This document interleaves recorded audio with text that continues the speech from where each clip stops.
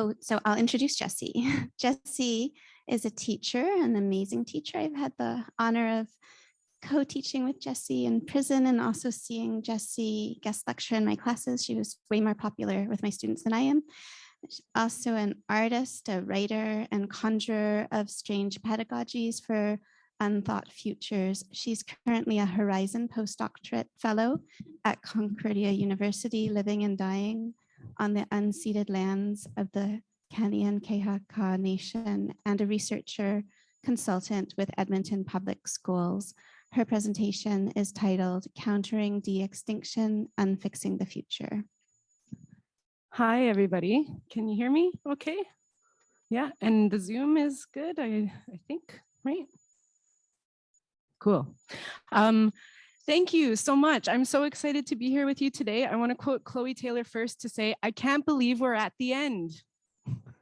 Get it? Extinction. I want to start with a couple of things. I just had a fortuitous walk over here this morning. I don't know if anyone noticed the restaurant across from the hotel is called Expectation, and I couldn't help but think about the talk about Nesagri's correct talk yesterday. And then as I continued walking, I also excuse the graphic picture here, found some chicken bones strewn upon the street. And then I walked in, I don't know if anyone else noticed this at the front of the entrance here, right in front of this blanket. I don't know much about the blanket. There's not much information there, but there's a poster that says, to imagine the future, we reimagine ourselves. And this, I think, relates to some of the things I'm going to be speaking about today. So I just wanted to give a little bit of context to the people online, to some of the sites of around here as before I get started. So a couple of little things there.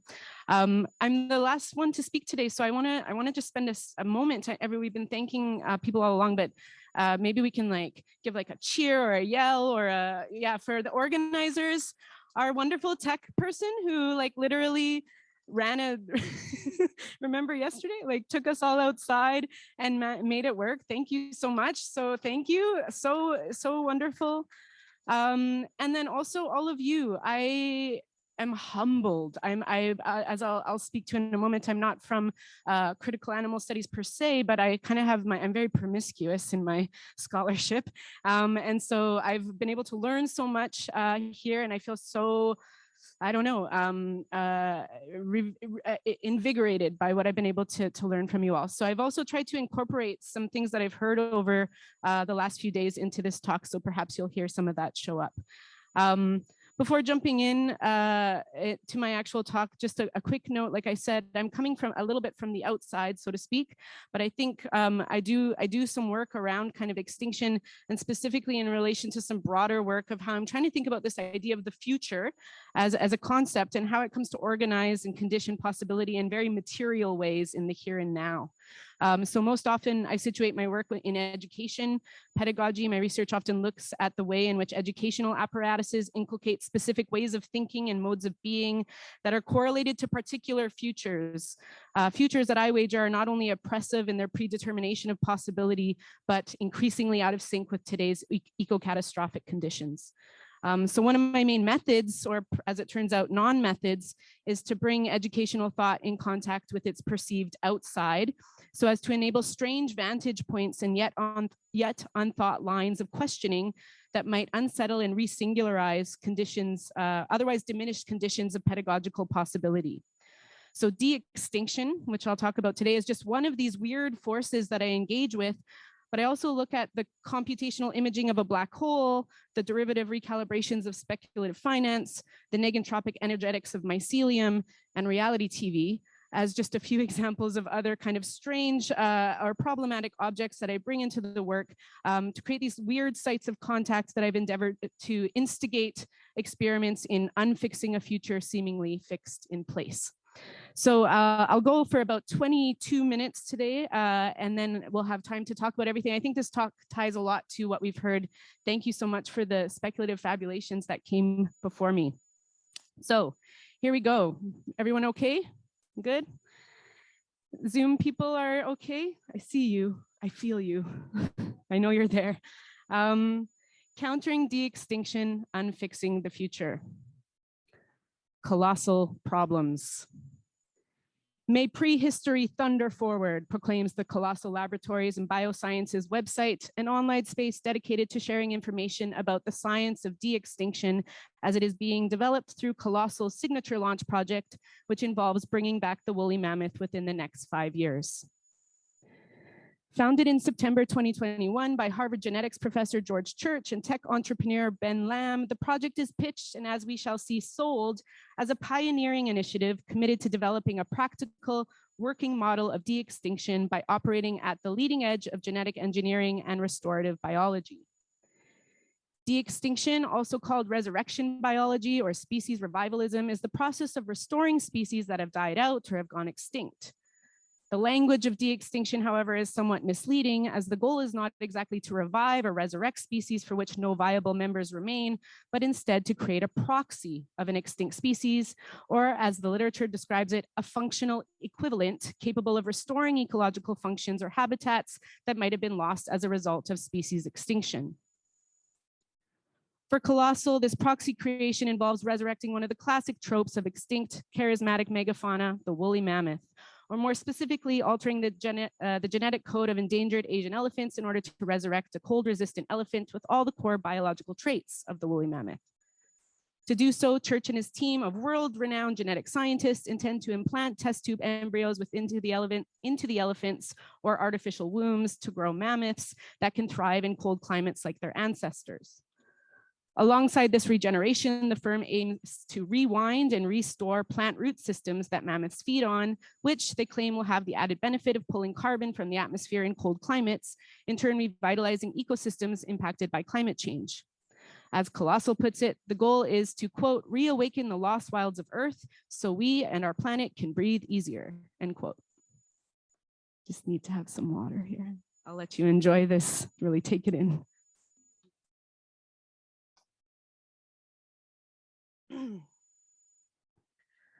For Colossal, this proxy creation involves resurrecting Colossal's work has not only been deemed game-changing in terms of saving endangered species, but also in terms of future-proofing the environment, which, as their slickly designed website outlines, must now contend with the destructive force of anthropogenic climate change. Extinction is a colossal problem facing the world, the website states from the get-go, adding, and Colossal is the company that's going to fix it. For Colossal, then, the problem facing us as we spin into the future, what must be overcome or proofed against now more than ever, is the problem of extinction, or the dying out of extermination of species, which is framed above all else as a distinctly human problem. As the site puts it, of all the root causes of modern extinction, the most concerning and hyperactive factor is that of human causation. This assertion is backed up by a long list of staggering statistics, from tallies of numbers of species driven to extinction every hour, 6, every day, 150, and every year, 30,000, to estimates of future extinctions based on predicted habitat loss brought on by, for instance, deforestation and rising CO2 levels in the atmosphere. The message is clear. The problem of extinction is a human one, and the solution is a human one too. And this comes from the website once again. Despite its framing as a human problem, however, conspicuously missing from the site is any mention of human extinction. While species extinction now occurs at 1,000 times the background rate, where we have now entered a new era of biological annihilation, as many kind of scientific and IPCC reports have stated, today's already occurring extinction events not only mark disastrous biodiversity loss, both in terms of scale and variety, but foretell the end of the genus Homo. As such, today's mass extinction events mark the end of the Sumatran rhino, the Spix macaque, and the Catarina pupfish, while also bringing forth the unthinkable realization that, as feminist philosopher Claire Colebrook writes, there will be, perhaps sooner rather than later, not merely a speculative imagination of a time without humans, but an actual experience of ending. It is this experience of ending that is left out of Colossal's projected facts and figures, offering just one example of how far from marking any sort of end, extinction as both conceptual figure and material reality has become yet another fulcrum for humanity to imagine itself anew. In the example of Colossal's de-extinction programming, the contemporary problem of extinction emerges in relation to its proposed solution. If humanity has damaged the planet to the point of species extinction, then it is this same force that must now harness all its power and ingenuity in order to solve the current crisis. In this articulation, the problem raised by extinction is not, for instance, how to divest from those modes of relation, modes of production and consumption, exploitation and extraction, living and dying that got us here in the first place, but is actualized instead through solutions aimed at enacting better, more sustainable control over the planet so as to fix the human-caused disaster, and in so doing, fix the future. In what follows, I want to further dig into this example and its framing of the colossal problems raised by today's mass extinction events as just one weird site for probing the ways in which extinction has become, at the same time, a territorializing force that works to reinstall mono-humanist fantasies of planetary control, but also, and what I hope to unfold, a deterritorializing, problematizing force for letting go and leaving be in an era of eco-catastrophic abolition. Still with me? I know it's like nap time in some people's worlds. Cool. Let's start with fixing the future. Why don't we? Okay. The stated goal of Colossal's de-extinction programming is to combine the science of genetics with the business of discovery in order to jumpstart nature's ancestral heartbeat and see the woolly mammoth thunder upon the tundra once again. Importantly, and as the site highlights, this de-extinction project is not only aimed at bringing back the woolly mammoth, or rather its proxy, but about harnessing and advancing the economies of biology and healing through genetics so as to make humanity more human. And this is directly kind of from their website. In this example, then, extinction is not only framed as a massive problem that can and should be met with the solution of de-extinction, but offers a way for humanity to redeem and relaunch itself through fantasies of overcoming the threat of its own non-existence. In what follows, I will trace this line between the business of discovery and making humanity more human in order to draw out what I see as some of the broader refrains that have come to infect future-oriented prognostications in these times of dying. And I really see this thread in this conference, this question of capital and all the other structures that have kind of come to orient possibility and the question of the human and the complexity around that. Central to Colossal's proposal for de-extinction is an economic logic, one wherein today's era of mass extinction can and will be solved via the business of discovery. This focus on the business of de-extinction is in a large part necessary for a project like Colossal to exist, given its extensive financial costs. Indeed, de-extinction is not cheap. The technical stages of proxy species creation, which not only involves creating the first few specimens, but also managing a captive population, requires a lot of cash. And funders are eager to invest. With its promise of calculated regenesis aimed at payoffs in the future, it is perhaps no surprise that de-extinction programming and the technologies it has advanced have already attracted numerous investors and major venture capital. As of this summer, the Colossal project has raised over $75 million, $60 million of which was raised in just last March through an oversubscribed Series A financing round led by Thomas Tull at One Ventures, one of Australia's biggest venture capital firms. Positioned as part of the effort to fight climate change, the Colossal project has drawn the attention of venture capitalists and Bitcoin billionaires alike, many of whom express how funding the project allows them to pitch in on the fight while also providing an exciting opportunity to make a lot of money. As Gemini Crypto Exchange co-founder and one of the project's main investors, Cameron Winklevoss, has put it, although it's a moonshot, one probably fraught with risk and a ton of technical challenges, if Colossal succeeds, there is a potential for a very outsized return. Beyond providing risky and thus potentially lucrative investment opportunities, Colossal's business of discovery involves harnessing the power of patent law in order to guarantee even further financial payoffs in the future. As thinker of radical extinction, Ashley Dawson skillfully outlines, speaking of de-extinction more generally, such initiatives provide, quote, a mouth-watering opportunity for a new round of capital accumulation based on generating and acquiring intellectual property rights over living organisms, end quote.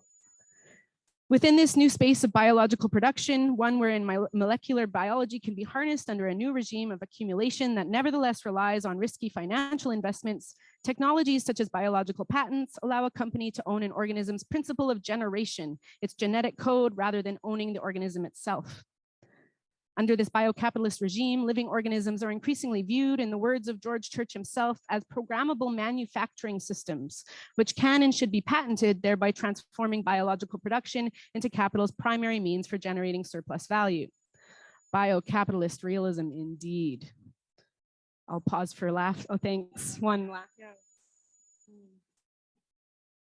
And just as a side note, I'm very eager to learn more from the legal scholars because this is just one area that I know very little about. I've started to kind of tap into, but I'd love to learn with y'all about some of these kind of legal questions around patent law and de-extinction.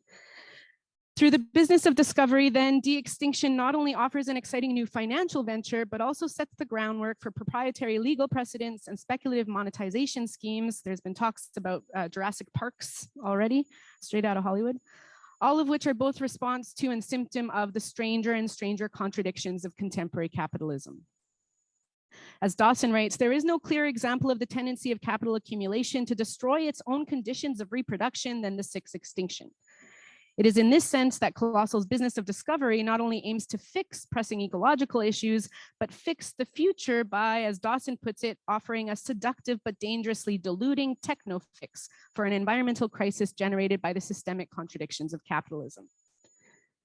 The issue here, though, I think, is not just that investments in de-extinction draw attention and resources away from other conservation efforts. What would you do with $75 million? But that de-extinction relies on the thoroughgoing division, manipulation, and commodification of nature in order to provide yet another opportunity for a new round of capital accumulation. And so another side note, in the longer version of this paper, I look specifically at de-extinction as it relates to platform capitalism and its modes and sites of data extraction, which, as many have asserted, data is the new oil, and de-extinction programming offers a rich site for mining. By generating and acquiring data protocols and property rights over the building blocks of life itself, Colossal approaches the problem of extinction, and thus the problem of the future, as that which can be solved by harnessing data, in this case genetic code, and directing it towards some better future. Or as Winklevoss expressed in one excited tweet, Colossal is solving for the future by bringing back the past, and thus their de-extinction mission will undoubtedly change the course of history and build a better future. But what exactly is being discovered through Colossal's business of discovery? Novel scientific methods and technological innovations? Sure. Untapped frontiers of capitalist extraction? That too. Innovative solutions to the problem of the future? I guess so. But more than these discoveries, what is perhaps found or invented through de-extinction initiatives like this one is a new vision for humanity. When we're in techniques of genetic engineering, not only rewire life to conform to the dictates of corporate profit, not only conferring godlike capacities on the human species yet again, but projects an undeniably positive or hopeful future for us. Perhaps this is an example of Laurie's provocations on the way in which hope not only distorts reality and keeps us in bad relations, but occludes possibilities for speculating otherwise. In this hopeful narrative, and as Colebrook writes, if we discover ourselves to be an agent of destruction, then we must reform, regroup, and live on. And I'm using a lot of us and we in air quotes here, which I'll speak to in a moment. Colossal's business of discovery in this way operates through an ultra-humanism that not only works to rewire and overcode conceptions of life, but importantly, offers a mode for humanity to find itself anew. As the Colossal site makes clear, one of their operating assumptions is that the roots of extinction have been brought on by some general capacity for human beings to destroy the natural world. This view of extinction is exemplified in more popular takes of the sixth mass extinction, such as Elizabeth Kolbert's journalistic exploration of species death, where she argues that the extinction happens because the world's flora and fauna cannot adequately adapt to the accelerated rate of change and planetary transformations imposed by human beings.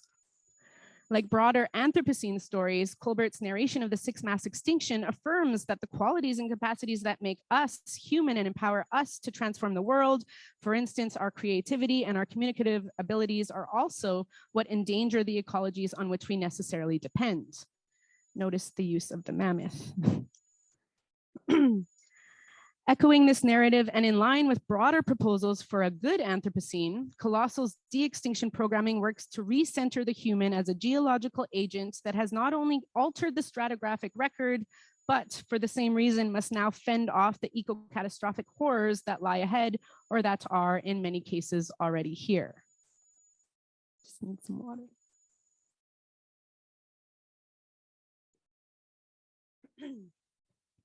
Or, as one of Colossal's key investors, Tom Chi, puts it, we'll soon have the choice of moving from the role of blind destroyer of the world's species towards being the thoughtful kin of all the life around us. Excuse the ableist term there. As a more explicit articulation of how the Anthropocene has been narrated more generally, that is, as the expansion and extension of yet another epic story where anthropos, as an undifferentiated and depoliticized mass, is capable of manipulating and transforming planetary trajectories, Colossal's good Anthropocene vibes approach the current era of extinction as that which really merely requires a technical fix, one that can be further applied to the category of anthropos more broadly, a species that is also fully fixable. And here I'm thinking especially with people like Joanna Zelinska. But as many of y'all have expressed in such skillful ways over the last few days, today's mass extinction events are not the result of some innate human condition, but instead represent a concerted attack on the planet's commonwealth, one in which capitalist interests target the world's remaining stores of biodiversity. With this in mind, the sixth mass extinction need not be framed as a product of some general human capacity for despoliation of the planet, as we might see in works like Colbert's, but rather, as Dawson asserts, as the product of a global attack on the commons, a capitalist frenzy as the planet tilts towards increasingly intense environmental catastrophe. Today's era of extinction is not a result of our species' biology or creative capacities, but has been brought on by the long distance and violently slow destruction of landscapes and ecologies via capitalism and its logic of expansion, extraction, and accumulation. I feel like that has been said by almost everyone in every talk. It's perhaps worth repeating, I don't know. Where this economic logic has contributed to the determination of life itself, segregating humans from non-humans while concomitantly policing identities through damaging hierarchizations, the actual problems of collaborative survival raised by today's mass extinction events, including the extinction of the human species, have been obscured and dejected in favor of projections of a redemptive, fixed and fully fixable future. So when Colossal says they want to make humanity more human, they are following in a long line of thinking, wherein the human is not only defined in relation or non-relation. Oh, sorry, this video is not working. When Colossal says they want to make humanity more human, then they are following in a long line of thinking wherein the human is not only defined in relation or non-relation to non-human bodies or to its capacity for so-called rational thought, but in relation to the threat of its own non-being. As Kohlberg develops in various essays that think through extinction in the age of the so-called Anthropocene, Anthropos has always been defined by existential threats, that he is set apart from all life in the world by his existential fragility, by the always present possibility that he may not be. By projecting humanity past the extinction, albeit through fantasies of some pristine prehistoric time, Colossal projects a vision where humans find themselves inhabiting a world after annihilation, and thus the future becomes the territory, once again, for vanquishing existential threats through the affirmation of an anthropos both in need and worthy of saving. It is in this sense that extinction and its proposed reversal offers yet another mode of ultra-humanism, another fulcrum for intensifying the modern sense that the parameters of reason that define and delimit distinctions between being and non-being are always already correlated to human life. As Kohlberg writes, once humans think of themselves as a life form, and then as a life form with the exceptional capacity of thinking or reason, it becomes possible that the potentiality for thinking could cease to be, and that such a non-being of thinking is what must be averted at all costs and without question. Here, the notion of non-being is one at odds with typical ideas of extinction and its assertions that everything might end. That is, extinction here does not figure the end of life, but instead figures the affirmation of life, one that takes the form of a distinct, not to mention exceptional human species that is defined above all by the rational vanquishing of its own non-being. It is through this affirmative mode that the future becomes correlated or fixed to those trajectories that always already select for all too human modes of living and dying. Okay, still hanging in there? Yeah, cool. So the second section is a lot shorter, and here I'm going to try and offer some thoughts on countering de-extinction. In some ways, it is perhaps hard to be against de-extinction. When I tried to tell people about this talk, they're like, so are you like for extinction? Like what? And I'm like, I don't, that's a longer conversation. This is not only because its stated goals are perhaps at first glance somewhat in line with desires amongst thinkers at gatherings such as this one to see a multitude of species flourish, but also because being against de-extinction means grappling with vexing, some might even say unthinkable questions about the limits of human reason as it is situated in an era of eco-catastrophe. As Colebrook writes, while extinction is as natural and inevitable as emergence, it may be that when extinction can be witnessed from within a life, that this aspect of existence opens a new way of problematizing the limits of thinking and what it might mean to mourn or save a form of life. Or linking to Patrice Jones' keynote yesterday, the current era of ecological crisis exposes perhaps how we have come to concede, or sorry, how we have to concede that there is something that is not working, an error, as she put it, in the way in which we collectively problematize the situation. Importantly, as she asserted, this claim may also be wrong. I don't know if you remember. Beyond biocapitalist regeneration initiatives aimed at fixing the future, extinction has become a provocative vantage to think through across scholarships in the humanities, especially among thinkers that are invested in grappling with today's pressing ecological problematics. As evidenced by the wide breadth and scope of research offered at this gathering, recognitions of the sixth mass extinction have led to difficult questions about agency and voice, relationality and sacrifice, living and dying, questions that themselves must face up to their own conceptual lineages and representational limits. And so while extinction studies, if we want to call it that, might raise important, albeit difficult questions around political possibilities or representational limits, as a field of study, it must also grapple with the profound gulf between human reason and human action, especially as it is revealed by possibilities for thinking extinction in the first place. As Lori put it in her talk, what are the structures that lead to dead ends, so to speak, in our own scholarship, in the way in which we understand problems in the first place? After all, extinction is one of the most human and inhuman of concepts. Where the 21st century is characterized by a sense of impending extinction, the issues raised by extinction are at once disastrously determinate. Anthropogenic violence of different kinds is killing whole species at a terrifying rate, but also theoretically indeterminate. This terrain of indetermination, in my mind, is the very site of struggle for those who desire to take seriously the colossal problems associated with extinction while avoiding the traps of scholarly escapism, nostalgic visions of some untouched pre-apocalyptic time, or, as I've endeavored to unfold here, overly hopeful narratives of all too human redemption. Where the future always involves more difference than the stable forms that emerge through its conceptual creation, then a future that is not tethered to humanity's self-preserving line of redemption requires a dramatic reversal in order to generate new strata for thinking.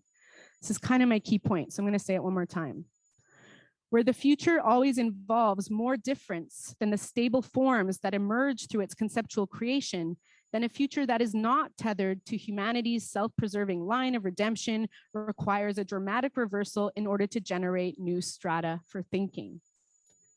One more time, no, I'm just trying. Countering de-extinction then is not about proposing better, more hopeful solutions to the purported problem of extinction, but about subtracting from those axiomatic assumptions that have defined and delimited the problem in the first place. Importantly, the aim of this subtractive mode is not to better analyze or critique a given problematic, but to put pressure or tension through acts of negation on the parameters of reason through which both the problem and solution of something like extinction is conceptualized in the first place. Given this subtractive task, one that is always situated in terms of its own problematic milieu, there can be no straightforward answers or formulaic responses offered here. As such, I have no projections of better, more sustainable futures, nor will I conclude with recommendations or calls to action. Instead, countering de-extinction involves dismantling in each case again and again and again the human supremacist privilege and anthropocentric signifying systems of representation that continue to destroy and decimate life in the present. So as to, as abolitionist feminist philosopher Patricia McCormack puts it, think of ways beyond and ways out, not for ourselves, but for the world. As McCormick develops in her ahuman and quite somewhat controversial approach to extinction, while prospects of human extinction often appear unthinkable because the idea of a world without humans is understood as an apocalyptic end rather than an opening of the world, extinction might be otherwise encountered as a force for grappling with approaches to ecosophical ethics that necessitate unthought modes of existence, practices of care, and strategies for leaving alone and letting be. Indeed, we have seen numerous examples of such experimental approaches throughout our last few days together. Approaches that ask how to give up on those cosmologies that have become chained to colonial logics of living and dying. Approaches that involve rethinking relationships to imperfection. Abolitionist proposals that refuse the logic of resource extraction, the logic that permits life to be programmable and imprisoned in the first place. Approaches that actively face up to the problem of speaking for the other by embracing incommensurability and exercising alternative attunements, unheard of listening practices. Approaches that take solidarity seriously, even when it hurts, especially when it hurts, when there is no hope to be found. Approaches that probe inevitability in terms of multi-scalar timeframes and questions that matter. Approaches that pose questions about narrative templates and about dying well together.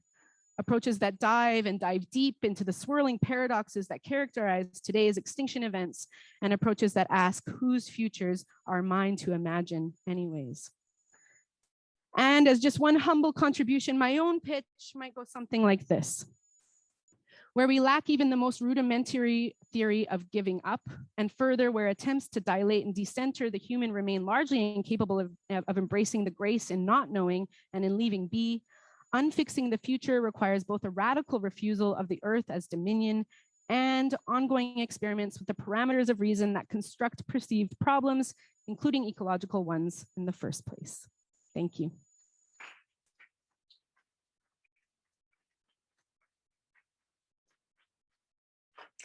Thank you, Jessie. That was a great last paper for our first meeting. So we're at time, but so people who need to stretch or go, it's okay. But we'll take like 10 minutes or so for questions for all three presentations now. And Kelly will read ones if people over Zoom have questions, and anyone in the room can raise their hand if they have questions for any of the four speakers.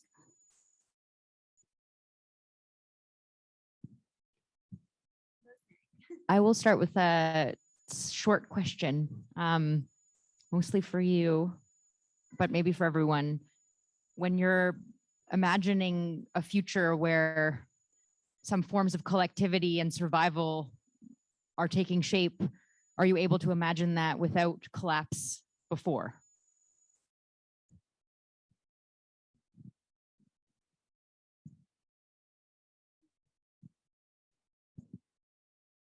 Honestly, I feel like there are so many imaginable things, and that's the biggest struggle of trying to write anything, is that it's all like it's not what I think will happen, but what I'm scared will happen.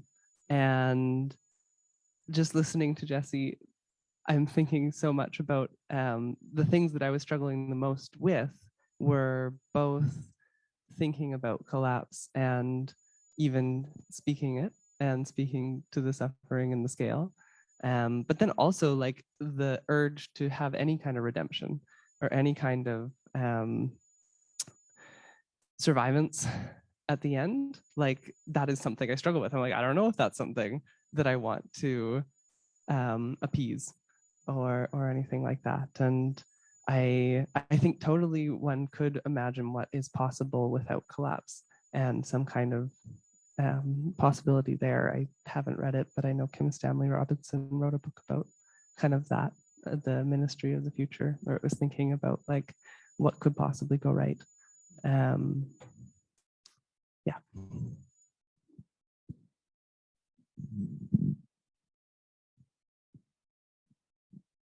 Does anyone else want to answer that question or other questions?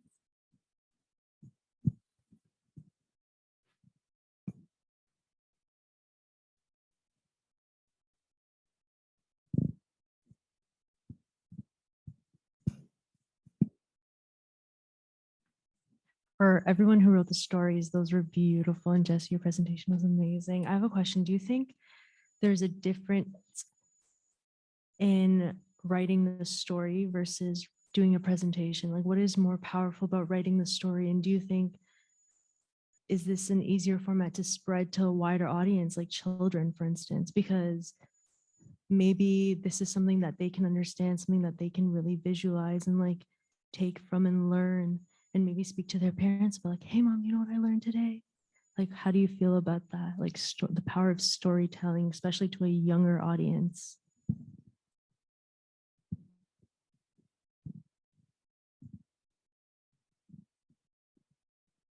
Hi. Oh, I think I'm muted on. Okay. Yeah, that's a really good question. I definitely think that there are a lot of advantages to kind of taking a creative route and trying to kind of wrap our head around these big ideas. And for me, and I think others in our group, writing the story was kind of a way to think through a lot that we had talked through during the class and use our imagination to stretch our thinking and share it with others. I think one of the best days of that class was the last few days when we shared our presentations and we got to hear what everybody else was coming up with and what their stories were. Everybody was so different in what they came up with. And I found it very powerful because, I mean, that was just the classroom setting. I know you kind of talked or brought up the idea of maybe broadening that, but at least for the classroom setting,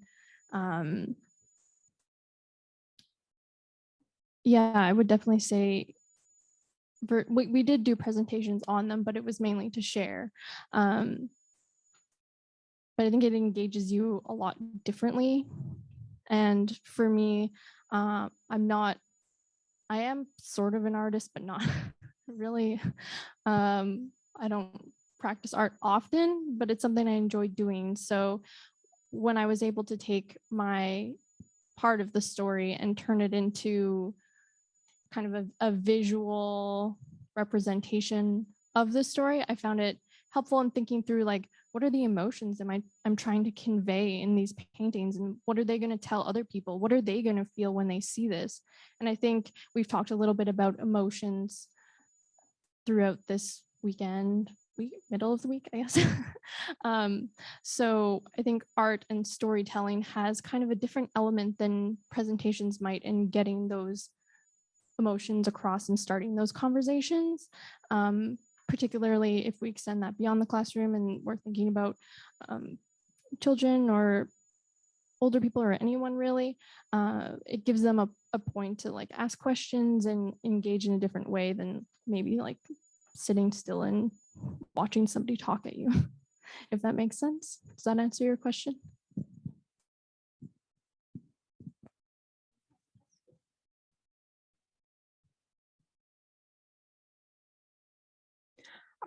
To the two first presenters, thank you so much for sharing that with us. It was really stunning to listen to. And thank you so much for your presentation. I can't wait until this is over so I can hug you all to myself and ask myself. Especially towards the end, I got a lot of some, like, not necessarily hidden, but some references to some Deleuze and Guattari, maybe a little bit of Baudrillard, a little bit of Merleau-Ponty.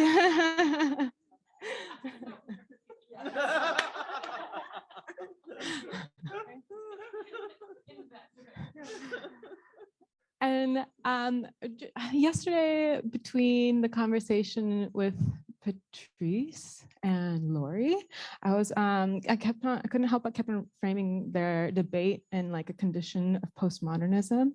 And I was wondering if you could perhaps put in the context of that, and also that debate of do you see de-extinction as like a product of hopefulness, and perhaps more honest ways of restoring, regenerating, rewilding, rebuilding, if that can be done in thinking through hopelessness and sitting with that, and that would be a better strata, so to speak, to generate different futures that you're trying to promote here. Thank you so much for your question. Yeah, there's so many ways to answer that. I'll try and tie together a few things because I know we're kind of at the end of the day, and so my brain's also at the end of its day. I mentioned the horizon the other day, and it probably didn't make as much sense. It made some sensations maybe, but not much sense. But I'm doing an artist residency over these 2 weeks. I'm not doing it right now, but it's happening with a group of artists. And our kind of like probe or our question is this idea of like, what is hope beyond, like what a kind of like hopeless horizon, but I don't mean hope, I mean this actual subtractive, like hope less horizon. What happens when you don't have a teleological end? And it's really disconcerting. And we're artists, so we're trying to work through it through sounds and visuals and things, which does something different than text. But I think what I really keep coming back to with the work of especially Deleuze and Guattari, and I do read them quite closely around ecological stuff. And I think for me, it just provokes a very different register of thinking about material life. And again, these questions of how, as someone who does philosophy or tries to, like what it is I think I'm doing. And ultimately I'm invested in this idea of the creation of conceptual strata. And I do think that those things matter, like literally matter in the world. They come to matter in the world. And so one of my gripes about scholarship, especially in education around Deleuze, is it tends to only select for the most affirmative kind of positive or orgasmic kind of connections, as opposed to looking at all these other relations that can also speak to destruction, decay, entropy, all of these things. And so one of the things that I keep coming back to is something they write about in 1,000 Plateaus, and it's the way that they articulate lines of flight, which is this idea of, I think we're all kind of trying to probe at like, what is the way? What is the way? What do we do? What is the line of flight? What's the mode of escape? What's the exit strategy? None of the language does it. Maybe it's insufficient. So they propose this mathematical formula of n-1, where it's about kind of looking at the way in which systems come together and subtracting from those axiomatic structures, not through deconstruction or some kind of postmodernist, kind of like, deconstructing the problem, but instead experimentally and quite empiric, like experimenting with what happens when you remove something. And I think about this in terms of like veganism or organizing a conference and having to get vegan catering. When you do this one thing, all sorts of other stuff happen because you have to then now deal with different people or different locations or different, and that's just like one material example. But in terms of extinction, I've been trying to think about these axiomatic ways in which it's framed both in popular ways, but also in scholarship around, and I think these questions have come up in all the discussions. It's like the questions of agency and control and what are we saving, or what's going, all of the kind of more difficult things to answer. And I think already this is what's happening through this kind of subtractive task, is that the display of possibility is reorganized in ways that we don't yet have language for. And perhaps that is the role of philosophy, but also the sciences and art, and they do those things in different ways. So I'll stop there because we can talk later over a drink about Deleuze with anyone else who wants to, or you can just be like, stay away. But yeah, I don't know. What are your thoughts? I have a lot of them. I just thought it was a really funny way that you concluded all that with like a Zizek reference, and also the Mark Fisher pun was excellent. Well done. Great, thank you so much, everybody. So since we have everyone in the room here, we're going to conclude now, but we'll encourage you to keep discussing with the folks that are here over beer and wine, which I will go fetch shortly. And we'll leave the Zoom on too. We won't record it, but if anyone on Zoom wants to chat with anyone in the room, we'll make that possible too. But I just want to end with thanking everyone here. As you can see, I'm 8 months pregnant, And I'm not tired, but I'm not tired because of the generosity that you've all brought to the scholarship, to each other, your support for all these diverse ways of thinking, and your deep engagement with everyone's work. Also, thank you for rolling with the what will become impeding rolling blackouts, I assume, our power outages, and the evacuation. That was quite a surprise. So thank you for your adaptability and understanding. To those of you on Zoom, thank you as well. It's been great to have you here. Celine, thank you. Yeah, we are very grateful for all your help and organization and keeping me on task the last few months. So thank you, Celine. It wouldn't have been possible without you. And I won't say who, but someone asked if Luke is from heaven. And the answer is yes. So thank you, Luke. We appreciate you, and to Chloe as well, all organizational genius. Anything else? All right. All right. So that's oh. No. No. So that's really all I had to say. So thank you all so much. There is now vegan cheese boards that are ready. So please eat, please drink. And oh yes.